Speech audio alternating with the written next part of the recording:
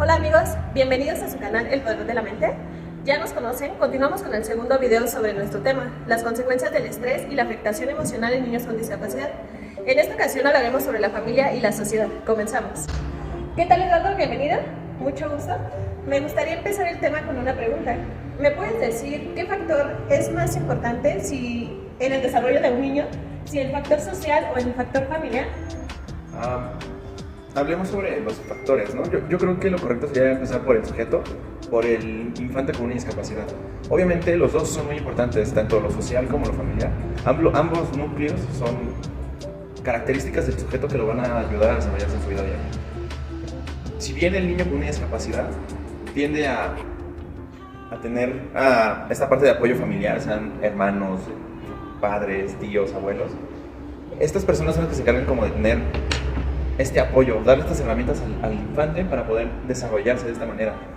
Entonces, para mí es fundamental poner al sujeto en un centro.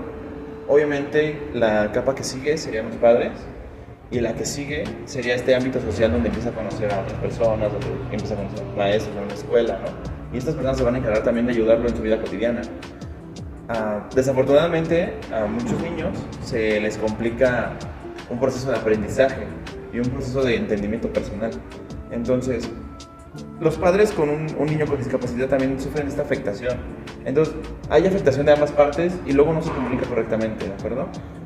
Entonces, yo también quisiera que tú me dieras el punto sobre el tipo de relaciones que puede tener un niño con una discapacidad.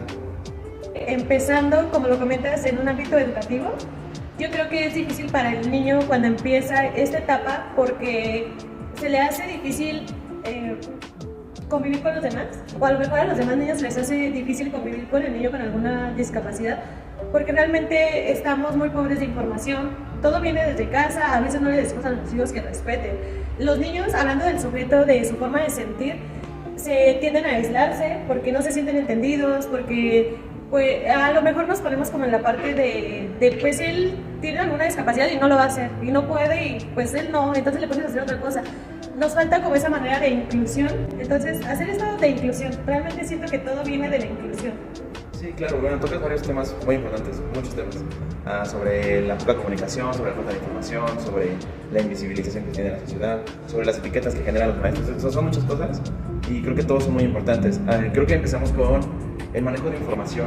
Obviamente, hoy en día en las urbes que tenemos como amplio aspecto con esta capacidad de obtener información por internet, ¿no? Conocer casos, o sea, como que no es algo que puedas omitir porque es algo que vive día a día junto a nosotros, ¿no? La falta de información luego viene hasta de la familia, ¿no? Me preguntabas que cuál de los dos factores y la parte social o la parte de la familia eran más importantes. Yo creo que los dos, pero tanto si empieza a fallar la familia como empieza a fallar la sociedad, yo creo que tenemos un problema bastante grande. Las familias tienen esta parte de sentirlo como una carga, ¿no? Como algo que no se puede hablar, como un tema tabú en la familia, ¿no? Mi hijo tiene cierta característica o cierta discapacidad y de eso no se habla, ¿no? Hay muchas familias que viven en la negación del problema. También viene esta parte de la comunicación y aceptación de lo que está pasando, de la realidad.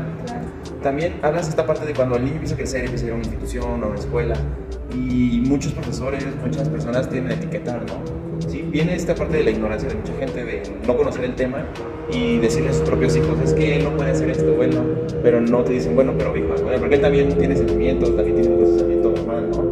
Bueno, en algunos casos sí. Claro, no puedes ayudar a su forma. Claro, pero viene mucho de esta negación social, de decir, no, él no puede porque se le pone cierta etiqueta, tiene otra etiqueta, ¿no?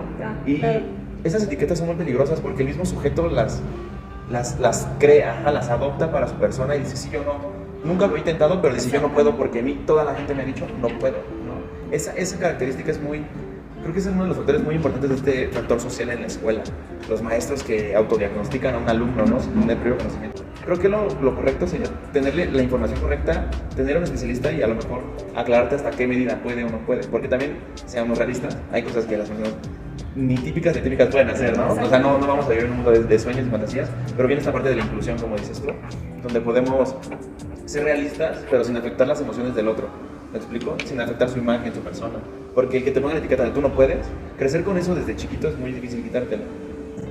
Ok, quiero decirles también que la discapacidad no es una enfermedad, es una condición de vida. Entonces, podemos hacer niños y jóvenes adultos funcionales. Ellos pueden aprender lo que uno les enseñe. Tal vez sí costará un poco de trabajo dependiendo de la discapacidad que tenga, porque como ya lo comenté, puede ser una discapacidad leve, grave, moderada, pero no los hagamos disfuncionales. Ellos pueden ser muy, muy funcionales, tanto en el hogar como afuera. Hay que enseñarles a que ellos también pueden convivir con el mundo exterior. Esta parte del miedo. Ajá. Claro, tienes razón. Y también hablas de esta parte donde la sociedad invisibiliza a la gente con una discapacidad, donde dices que la familia tiende a... Yo creo que es una resignación, no es una aceptación, es una resignación al tener que cuidar a una persona por el resto de tu vida, ¿me explico? Luego es una carga inconsciente que nadie habla, obviamente, ¿no? Pero está ahí. Y muchas personas, ¿no? Muchas personas... Obviamente hay muchos casos, hay muchas condiciones que lo pueden poner de esa manera, pero yo creo que la afectación emocional que tiene el sujeto en ese aspecto es muy, muy fuerte. La carga emocional que tiene el sujeto es muy fuerte. Porque si el cuidador, padre, tutor, o quien sea que se esté dedicando a cuidar a un niño o a una persona con discapacidad en su futuro, siempre tiene esta parte de creer que no es justo para él también, ¿no? Se dejan de cuidar a sí mismos por cuidar a la otra persona. Empiezan como, te digo, esta parte de la discapacidad no solo afecta al sujeto, sino a su entorno. Y estas personas tienen que, en serio, tener una vocación para esto. Entonces, muchas veces la persona correcta para cuidar a un niño con discapacidad no son los maestros, no son los papás, porque no tienen todas las herramientas que pueden tener a lo mejor un especialista, un profesional que entiende de la discapacidad que puede presentar el sujeto. Entonces, para mí, las dos versiones, lo social como la familia, son herramientas, bueno, son bases para obtener herramientas, mejor dicho, muy importantes. Pero también esta parte de la negación, la ignorancia, porque el miedo viene de la ignorancia, ¿no? Muchos niños en la primaria tienen miedo de un niño con discapacidad porque no lo entienden. El primer año cuando lo ven es como, yo no haya convivido con alguien así, ¿no? A menos de que sí lo hayan tenido. Y obviamente pues esta parte de aceptación viene con el tiempo, ven que el niño puede jugar, pero luego muchas veces las mismas familias de otros niños son los que hacen esta parte de discriminar, hacer menos, decir que no. O los mismos maestros, la misma institución, como dices tú, se encarga de decir, aquí no podemos, aquí no hago esto, no me meten problemas, ¿no? Es esta parte de discriminación e invisibilización que tiene la sociedad ante ciertas personas. Y lo podemos ver, por ejemplo, en las calles, ¿no? Que no hay rampas para personas que no caminan, entonces así que vemos que uno crece con este tipo de cosas y no las visibiliza porque no está en tu entorno, hasta que en serio tienes una persona cercana que te toca entender, ponerte en tu situación y ayudarlo. Y te das cuenta de lo complicado que es vivir así todos los días.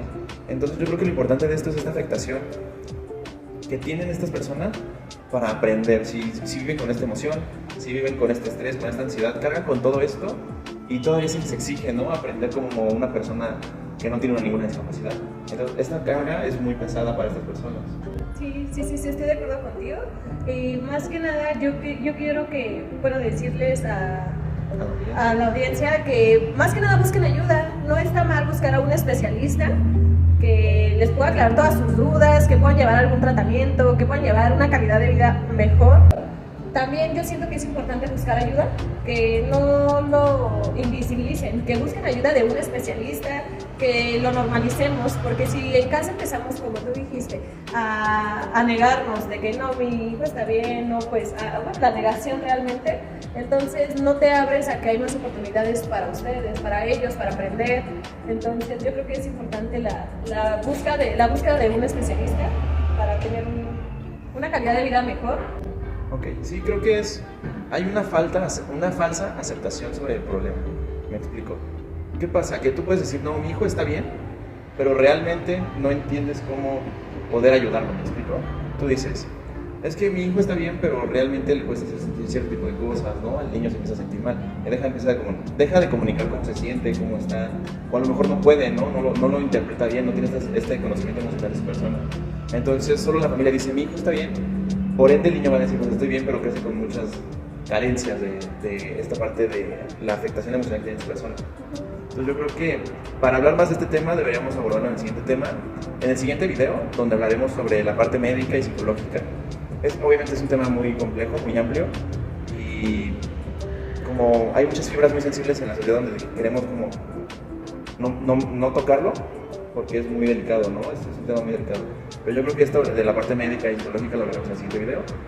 Cualquier duda déjenos en nuestros comentarios, cualquier pregunta, y pues nos vemos en el siguiente video. Gracias. Bye.